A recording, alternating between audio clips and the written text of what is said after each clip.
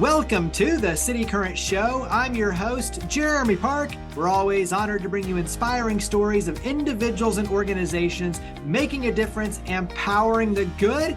And in this case, we're talking about the power of music. We're honored to be joined by Jeni Dominelli. She is the founder and CEO of The Beat of Life. How are you doing? I'm doing great. Thank you so much for having me. Absolutely. So we will talk all about how music is helping to prevent bullying and work through that side, and youth who have issues to unpack and deal with. And so music is therapy, but it's the power of healing through music. We'll talk all about that. But this starts with your personal backstory. So give us a little bit of your background and what led you to launch the organization. Yeah, absolutely. Well, I grew up on the West Coast. I'm now in Nashville, of course, but I grew up in Southern California in San Diego. And when I was 9 years old, my dad was sentenced to prison for 12 years. And it was a big, huge media story at the time, national story, in fact, that would take another whole, episode to kind of unload that whole story. I'm in the process of writing a book on that. More on that later, but really, that experience, actually my dad was sentenced to 20 years. He ended up serving 12. And that whole experience immediately ushered me into a new reality, of course, going from someone who was, living a wealthy Southern California lifestyle to all of a sudden living in almost poverty, visiting my dad in prison for about 12 years and going through a lot of mental and emotional challenges within my family. And so music was really the thing that spoke to me and that I used as my therapy to overcome that time. Obviously, listening to music is incredible, but creating music is something that takes it to a whole other level. And so I started doing that as my own personal therapy, but I also used it as a way to connect to my dad, who was incarcerated from the time I was 9 until I graduated from college. And prior to his incarceration, I did not have a relationship with him, but I knew that music was his love language. I was watching him build this huge investment empire as I was growing up until I was 9, and I knew that music was something that spoke to him, even though he was very much kind of untouchable emotionally, especially once he was incarcerated, and especially because of all of the media attention. And so I used music for about 12 years to connect with my dad. And it was something that really showed me the power of redemption that is possible through music, through faith, through relationships and connection. And so I eventually went to University of San Diego. I got my degree in social work, and I knew that I wanted to help people because of my own experiences and because I've been able to overcome so many things personally myself that a lot of times people have a hard time getting out of. I got my degree in social work, but I was doing music on the side. And so I was kind of teetering between, loving songwriting still and the creating of music and doing the artist and band thing, but also a social worker. And I was working with foster youth and just primarily for a while, kids and teens that were going through similar things that I had been through, that had parents that were incarcerated, absent, missing, dealing with addictions, etc. And I saw the power of music as I was bringing that into their worlds was really, really effective in ways that almost nothing else was being effective. And so I eventually came out to Nashville to be a part of the songwriting community. And I just kept getting asked to create programs everywhere because of my background.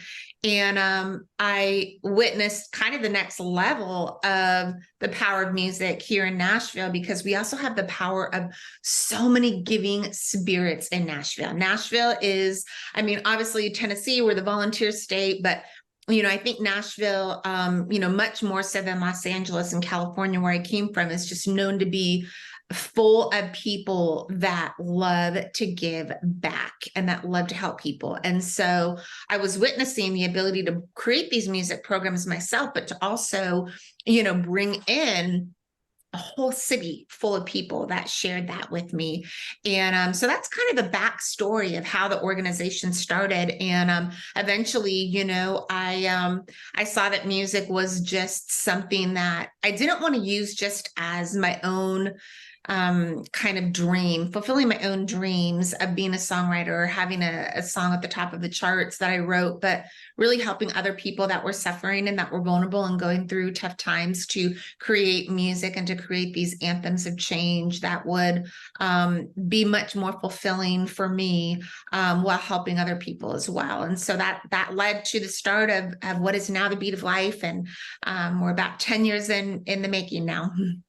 Well, and you hear a lot with artists and the creatives is going through pain, going through a challenge allows you to create beautiful artwork that connects and opens the hearts of others. And so we'll talk about Jellyroll in a second, which leads us to some big names getting behind what you're doing. But let's start with a little bit of context around the program. So you've got multiple programs.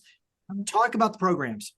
Yeah, so we have 3 signature programs. You know, when I started the organization, I knew that I wanted to kind of tackle issues that were close to my heart and that I had experience with personally, but also that carry a lot of stigmas and misunderstandings, and that I knew the power of music could also shine a spotlight on in a way that would be really unique and really enlightening for people seeing music and hearing music coming out of those programs and places. So we have 3 programs that I eventually created. The first one is Redemption Songs, which is a program that's especially targeted for the incarcerated populations, both in jails and prisons, but also for as a side program for those that are in halfway houses that are just transitioning back into the world.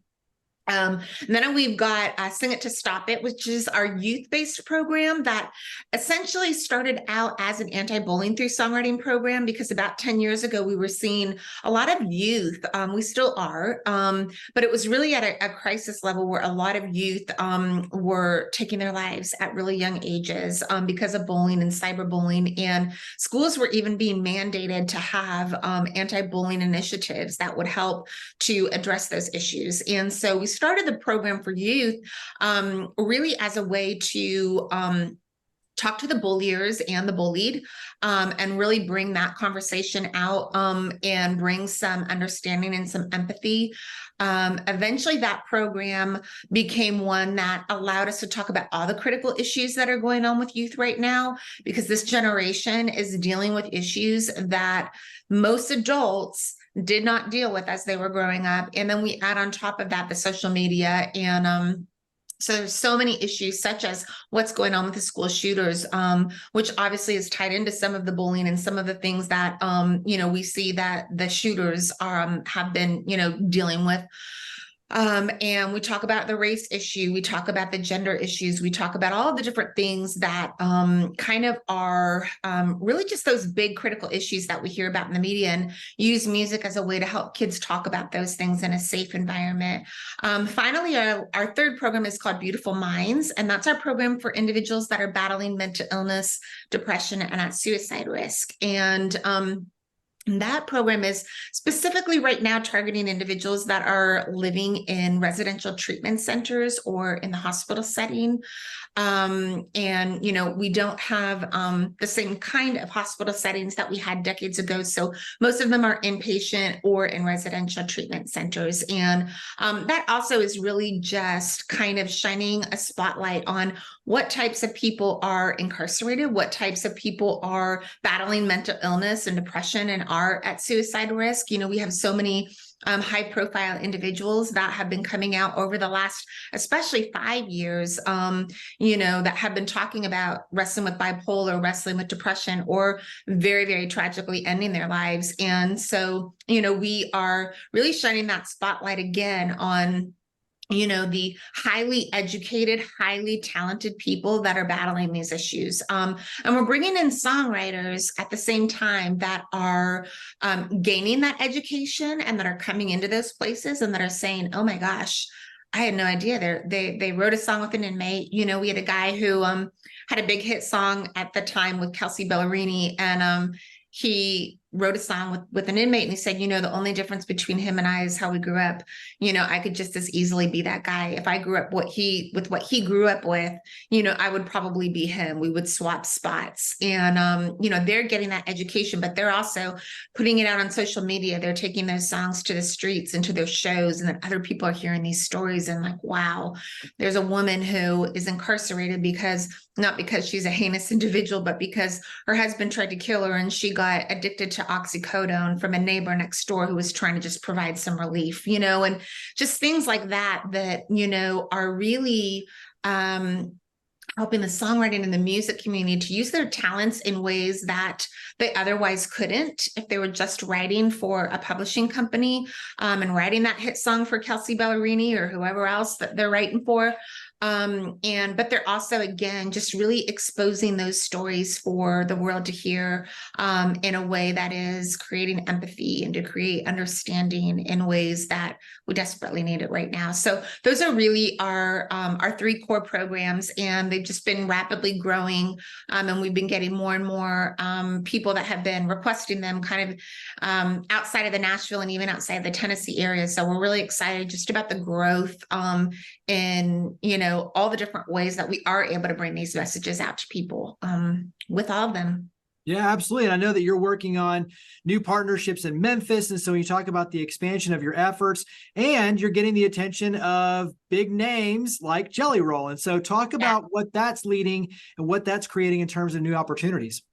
Yeah, we're over the last decade since we've been in existence, starting a nonprofit is definitely not for the faint-hearted. So, initially when I launched, I thought, I don't know if I'm going to be able to get, I'm used to going into these prisons. I've been doing it for 12 years, but the average person has not been behind bars. And am I going to be able to bring the Nashville songwriting community along with me and get them to be as passionate and as compassionate? And it really blew my mind, the level of, again, just the hearts in Nashville that joined me and that have said, hey, I'll do this all day, every day. I would do this before signing with a publisher again, because they just are so excited about it.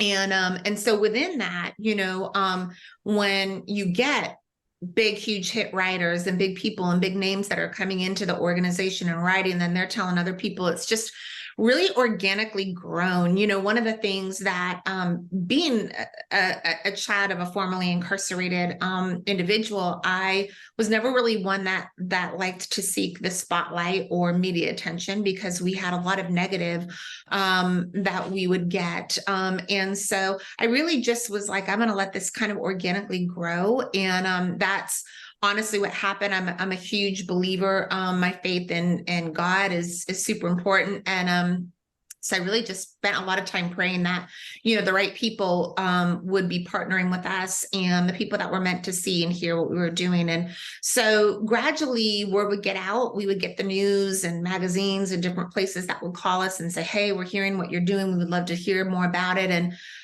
can you write an article? Can you come get interviewed? Whatever. And so more and more people would hear. Eventually, we got a residency with the Nashville Sheriff Daron Hall, who I have to give a huge shout out to, because he is just literally one of the most beloved elected officials that I've ever seen, honestly. And it's not surprising, because he's such a huge believer in redemption and in the power of music. And he's doing his job in a way that is just mind-bogglingly caring and compassionate and full of empathy. And so when he saw what we were doing, he said, we got to have this more than just once a month, once a week. I need to hire you guys to come in and do this as much as possible. So he hired myself and my partner, Lori Dixon, who's my business partner. And she and I essentially run the entire organization together. She's our COO. He hired us directly to run this program full-time in the Nashville Sheriff's Office. So that's really where our home base started to grow.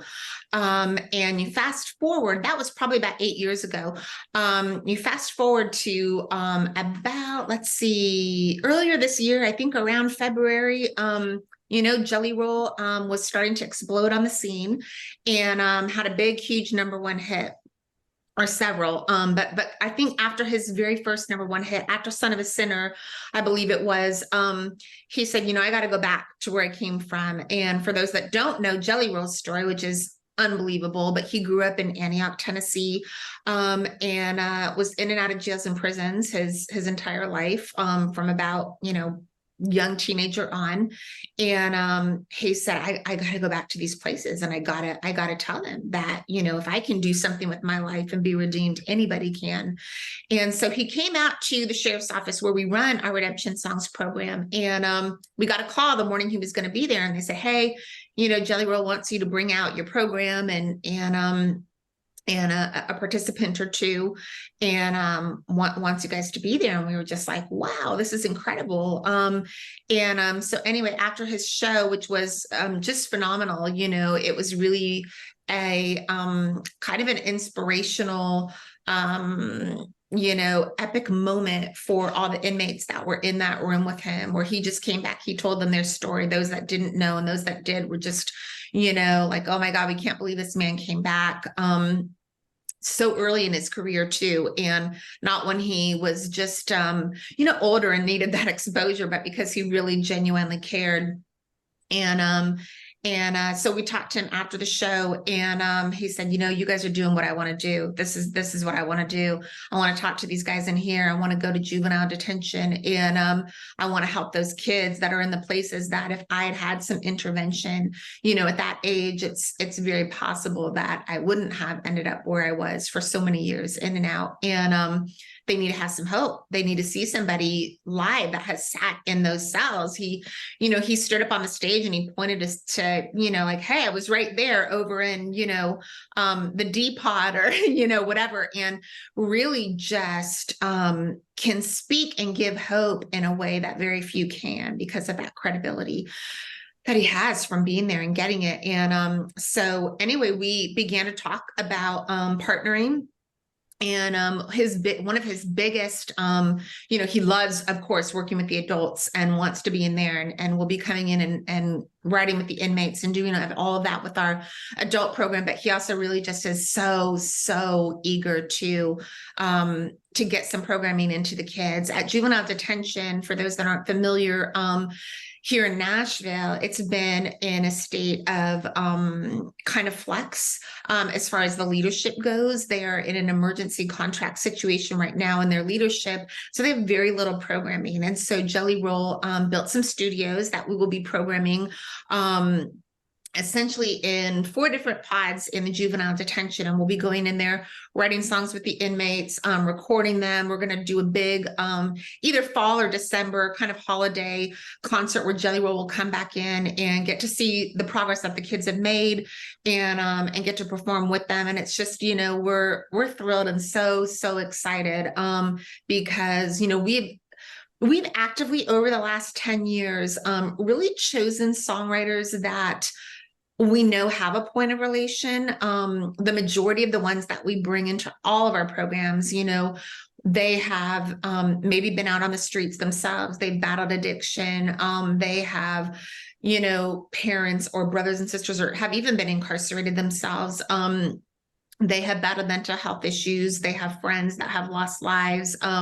They've struggled through youth with single moms and poverty and homelessness and all of those things. But none of them have been quite as big as Jellyroll. And, you know, Jellyroll is, I think he was just on Rolling Stones a month or so ago on the cover, and, you know, as Nashville's most unlikely, you know, big superstar. And I think that's because he just brings, he's had those massive hits, but he also is just so human. And so we're thrilled to be able to bring somebody of that caliber in, because it just really gives so much hope and so much encouragement that these people are willing to come in and talk to me. And so we couldn't be more excited and grateful for him and his team for immediately first number one hit that he gets, he starts putting money into those places. And it's phenomenal, really, because you don't see that right away with a lot of big artists. Absolutely. Give us a couple of ways the community can help your efforts. Yeah. So, well, we're always looking for volunteers. So we're always looking for songwriters that do have a heart to give back, and at any and every level. We have everyone from the veteran who's got, the big hits on the radio to, really the new ones that come and move into town. Usually with each of our programs, we partner the new incoming songwriters that are maybe younger or not quite as credentialed with the veteran songwriters. It's a great way for songwriters to network. You've got a room full of, 20 inmates and 40 songwriters. How fun can that possibly get? And so we're always looking for that. Obviously donations, in-kind donations of instruments, that kind of thing. And of course, sponsorships for all of our programs. A lot of our programs are in need, especially our Redemption Songs program is in need of, sponsorships so that we can grow the program, so that we can be there more often, or just outright donations of monetary gifts that will allow us to get those programs on an even bigger level. Another quick shout out that I want to do is to Jeffrey Steele, who's another big, huge mega hit songwriter in town, and his family has been supporting our youth-based program and really are the ones that have made that program just explode because they're so passionate about youth. So we really encourage people in the community that are passionate about incarceration, about youth, about mental health, to get on board. We're looking for more board members. We're really looking for support in any and every way.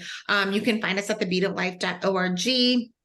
And of course on Facebook and on Instagram and Twitter, really all of those social medias, but go in directly to our website. You can find our email addresses and reach out, and we'd love to have anybody that wants to be a part of what we're doing. Absolutely. Wrap up again with where to go to learn more and to get involved. Yes. So thebeatoflife.org, and that's the beat, like a drum beat of life. .org. You can also email us at info@thebeatoflife.org. Facebook, we are at Team TBOL, and the Beat of Life _Nashville on Instagram, Beat of Life Nash on Twitter, and really just any of those places. But just emailing us directly and going to our website or Facebook is always the quickest. Well, Jenny, thank you for all you and your amazing team do to power the good. Thank you for coming on the show. Thank you so much for having us.